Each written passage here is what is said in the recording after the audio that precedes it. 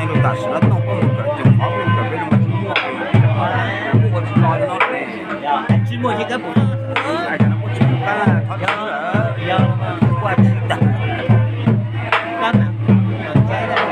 我这份ăn chó. Mà sẽ chút từng bàn. Bà sẽ vô cho mua. Vô cho mua. Ở nó mà.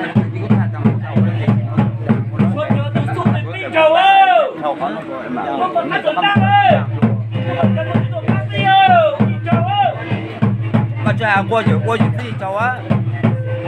我中国我就自己走啊。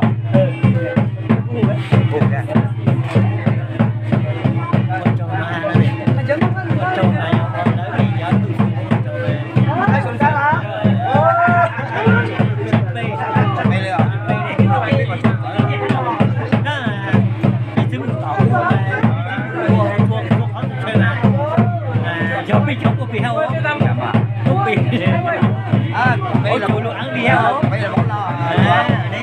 Bây giờ bây giờ thì bây giờ tôi liền để mà bây giờ nó cũng là bây giờ nó gọi là bây giờ bây giờ. Đó mà dùng thì cả sẽ dùng thì nó đâu là.